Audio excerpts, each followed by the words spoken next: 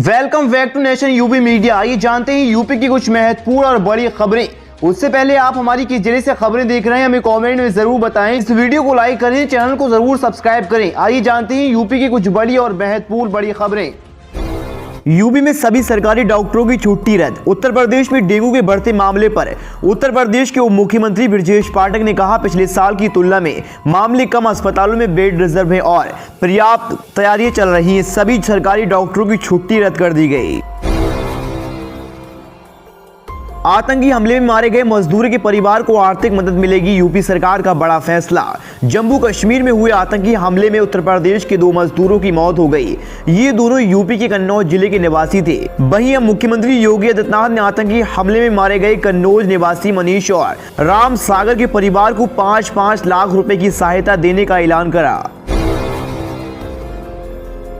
रबी की 6 फसलों का एमएसपी बढ़ाने के लिए मुख्यमंत्री योगी आदित्यनाथ ने पीएम मोदी का जताया आभार। मुख्यमंत्री योगी आदित्यनाथ ने रबी की 6 फसलों पर केंद्र की मोदी सरकार द्वारा न्यूनतम समर्थन मूल्य बढ़ाने के निर्णय के लिए प्रधानमंत्री नरेंद्र मोदी का आभार जताया। मुख्यमंत्री योगी आदित्यनाथ ने ट्वीट कर कहा, अन्नदाता किसानों को फसलों के लाभकारी मूल्य सुनिश्चित करने हेतु प्रधानमंत्री नरेंद्र मोदी की अध्यक्षता में केंद्रीय मंत्रिमंडल द्वारा वर्ष 2023-2024 के लिए रबी की 6 फसलों पर न्यूनतम समर्थन मूल्य बढ़ाने का निर्णय अभिनंदनीय है। माना जा रहा है कि इस निर्णय से बड़ी संख्या में किसानों को लाभ मिलेगा।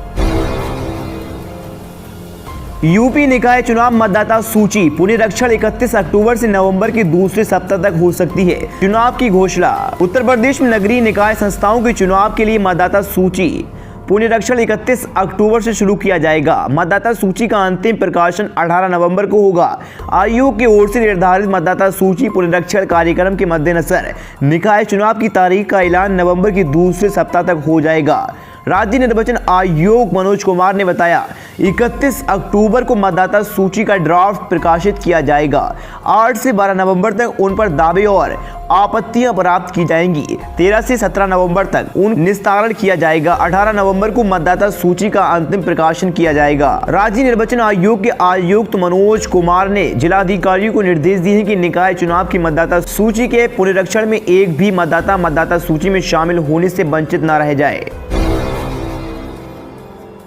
2.5 करोड़ किसानों के खाते में नहीं पहुंची 12वीं किस्त। केंद्र सरकार ने सोमवार 17 अक्टूबर को 8 करोड़ से ज्यादा किसानों के खाते में पीएम किसान सम्मान निधि योजना की 12वीं किस्त ट्रांसफर कर दी। पिछली बार 10 करोड़ से ज्यादा किसानों को पैसे मिले थे, वहीं इस बार 8 करोड़ किसानों के बैंक खाते में ही पैसे आए हैं। करीब 2.5 करोड़ किसान 12वीं किस्त से वंचित रह गए, उन्हें अभी तक किस्त नहीं मिली। उत्तर प्रदेश के ही करीब 33 लाख किसानों को पीएम किसान सम्मान योजना की 12वीं किस्त अभी तक नहीं मिली है। यूपी के जिन किसानों को 12वीं किस्त के पैसे अभी नहीं मिले, उनकी सहायता के लिए उत्तर प्रदेश की योगी आदित्यनाथ सरकार ने बड़ा कदम उठाया। उत्तर प्रदेश सरकार ने पीएम किसान योजना की 12वीं किस्त से वंचित जिनको अभी तक पैसे नहीं मिले, उनके लिए टोल फ्री नंबर जारी किया है। इस नंबर पर कॉल करके किसान पीएम किसान योजना संबंधित सभी समस्याओं का हल पा सकते हैं। इसके अलावा यूपी सरकार ने प्रत्येक विकास खंड में राज्य की कृषि बीज भंडार पर हेल्प डेस्क भी स्थापित किया है। उत्तर प्रदेश किसान टोल फ्री नंबर 1800-18-014-88 पर फोन करके कई तरह की समस्याओं का समाधान पा सकते हैं। वहीं सरकार ने किसानों से पीएम किसान योजना का लाभ लेने के लिए अनिवार्य KYC भी कराने की अपील की। लखनऊ, कानपुर, वाराणसी, गोरखपुर, आगरा, मेरठ, प्रयागराज, बरेली में पेट्रोल डीजल सस्ता। जानिए यूपी के पेट्रोल डीजल के दाम। देश भर आज यानी 20 अक्टूबर के पेट्रोल डीजल के नए रेट जारी हो गए। कच्चे तेल की अंतर्राष्ट्रीय कीमतों के अनुसार भारत में ईंधन की कीमत तय करती हैं यूपी के प्रमुख शहरों लखनऊ, वाराणसी, मेरठ, गोरखपुर और बरेली में पेट्रोल डीजल के दामों में कमी देखने को मिली। आगरा, कानपुर व प्रयागराज के रेट में तेजी आई। आइए बताते हैं यूपी के शहरों में कितने रुपए सस्ता हुआ पेट्रोल डीजल। तेल कंपनी इंडियन ऑयल की वेबसाइट के मुताबिक लखनऊ में बुधवार को पेट्रोल 96 रुपए 57 पैसे प्रति लीटर और डीजल 89 रुपए 76 पैसे प्रति लीटर था। वाराणसी में पेट्रोल 97 रुपए 17 पैसे लीटर, वहीं डीजल की बात करें तो 90 रुपए 35 पैसे प्रति लीटर बिक रहा है। आगरा में पेट्रोल 96 रुपए 39 पैसे प्रति लीटर और डीजल की बात करें तो 89 रुपए 56 पैसे प्रति लीटर। इसके अलावा मेरठ में पेट्रोल 96 रुपए 43 पैसे प्रति लीटर, डीजल 89 रुपए 61 पैसे पैसे प्रति लीटर। कानपुर में बुधवार को पेट्रोल 96 रुपए 65 पैसे प्रति लीटर, डीजल 89 रुपए 83 पैसे प्रति लीटर बिक रहा है। वहीं गोरखपुर में पेट्रोल 96 रुपए 51 पैसे प्रति लीटर और डीजल 89 रुपए 70 पैसे प्रति लीटर बिक रहा है। इनके अलावा बरेली में पेट्रोल 96 रुपए 56 पैसे प्रति लीटर और डीजल 89 रुपए 75 पैसे प्रति लीटर है। प्रयागराज में पेट्रोल 97 रुपए 46 पैसे प्रति लीटर और डीजल 90 रुपए 64 पैसे प्रति लीटर है।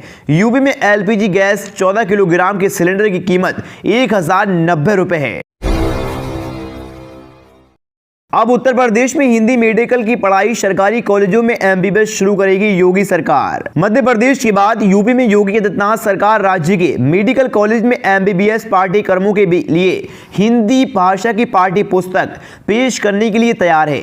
चिकित्सा शिक्षा अधिकारियों के अनुसार राज्य सरकार ने एक 3 सदस्यीय पैनल का गठन किया है जो 3 विषयों पर एमबीबीएस हिंदी पाठ्य पुस्तकों की समीक्षा कर रहा है। इनमें जैव रसायन, शरीर रचना और चिकित्सा शरीर विज्ञान शामिल है।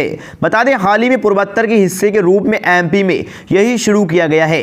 इसके अलावा अन्य एमबीबीएस पाठ्य पुस्तकों का हिंदी में अनुवाद किया जा रहा है और उच्च समिति इस अनुवाद की जांच करेगी। एक मीडिया संस्थान से बात करते हुए यूपी चिकित्सा शिक्षा महानिदेशक ने कहा है कि लगभग 1 महीने पहले समिति का गठन किया गया और मेरठ में स्थित एक सरकारी मेडिकल कॉलेज से इन पुस्तकों को पहले अपनाने की उम्मीद है। हालांकि उन्होंने कहा है कि लॉन्च की तारीख, सत्र और अन्य तौर तरीकों को अभी चाक चौंध किया जाना है। उन्होंने कहा है कि अभी तक हिंदी की पाठ्य पुस्तकें केवल एमबीबीएस छात्राओं तक ही सीमित रहेंगी। मुख्यमंत्री योगी आदित्यनाथ देवरिया पहुंचे। यहां 3 दिवसीय विराट मेले का शुभारंभ करते हुए सीएम योगी आदित्यनाथ ने जनता को 477 करोड़ रुपए की सौगात दी। इस दौरान जनसभा को संबोधित करते हुए सीएम योगी आदित्यनाथ ने कहा कि जो समाज को बिगाड़ने का प्रयास करेगा और महिलाओं के लिए खतरा बनेगा, हमारी पुलिस उसका जीना हराम कर देगी। दरअसल मुख्यमंत्री योगी आदित्यनाथ देवरिया पर देवा के आचार्य नरेंद्र देव इंटर कॉलेज पहुंचे थे। यहां उन्होंने जनसंघ के पूर्व प्रदेश अध्यक्ष रविंद्र किशोर शाही की 40वीं पुण्यतिथि पर आयोजित 3 दिवसीय एग्रो जोन किसान मेला एवं श्रद्धांजलि सभा को संबोधित किया। यहां मेले का आयोजन किया गया। इसमें किसानों की तकनीकी खेती करने के बारे में जानकारी दी जाएगी, जिससे वे अच्छी पैदावार का मुनाफा कमा सकेंगे। तो वहीं कानून व्यवस्था को लेकर प्रदेश के सीएम योगी आदित्यनाथ ने कहा, भाजपा सरकार ने प्रदेश की कानून व्यवस्था और मजबूत की है। उत्तर प्रदेश के गोरखपुर दौरे पर मुख्यमंत्री योगी आदित्यनाथ जब भी आते हैं वहां की जनता की समस्याओं को जरूर सुनते हैं। गोरखपुर में मुख्यमंत्री की जनता दरबार में प्रदेश के कोने कोने से लोग आकर अपना दर्द साझा करते हैं। उसके बाद मुख्यमंत्री योगी आदित्यनाथ उसके निवारण के लिए अधिकारियों को निर्देश देते हैं। सीएम योगी आदित्यनाथ की लोकप्रियता का असर इतना है कि आसपास के राज्य के लोग भी उनके पास फरियाद लेकर चले आते हैं। बुधवार सुबह मुख्यमंत्री योगी आदित्यनाथ ने गोरखनाथ मंदिर में जनता दरबार लगाया था। उस दौरान वहां लगातार लोगों से बात कर रहे थे और उनकी समस्याओं का निवारण कर रहे थे। इसी बीच बिहार से पहुंची एक महिला ने अपने लिए रोजगार और नौकरी की मांग की, जिसके बाद मुख्यमंत्री योगी आदित्यनाथ ने उस महिला से पूछा, आप बिहार से हैं, क्या बिहार में रोजगार नहीं मिल रहा है? फिर महिला ने ना में जवाब दिया। उसके बाद मुख्यमंत्री योगी आदित्यनाथ ने अपने अधिकारियों को निर्देश दिए उनके लिए कुछ किया जाए और फिर आगे बढ़ते हुए लोगों की समस्याओं को सुनने लगे। मुख्यमंत्री योगी आदित्यनाथ की जनता दरबार में बुधवार को 500 से अधिक फरियादी पहुंचे और उन्होंने न्याय की गुहार लगाई। अनमल में बाईपास और नगर पंचायत भवन का सीएम योगी ने किया लोकार्पण। कहा, विकास के लिए धन की कोई कमी नहीं है। मुख्यमंत्री योगी आदित्यनाथ ने उत्तर प्रदेश में विकास कार्यों के लिए धन की कोई कमी नहीं है। विकास की प्रक्रिया का लाभ समाज के हर तबके को बिना भेदभाव के प्राप्त हो, इसके लिए जनप्रतिनिधियों व प्रशासन काम कर रहा है। आवश्यकता इस बात की है कि नागरिक भी अपनी जिम्मेदारी को समझते हुए जागरूक होकर विकास के कार्यक्रम को आगे बढ़ाने में सहभागी बने। सीएम बुधवार को कस्बा संग्रामपुर उर्फ अनबल में 20 करोड़ रुपए की लागत से बने बाईपास एवं 2 करोड़ रुपए लागत वाले नगर पंचायत कस्बा संग्राम उर्फ अनबल के कार्यकाल भवन का लोकार्पण करने के बाद यहां आयोजित समारोह को संबोधित कर रहे थे।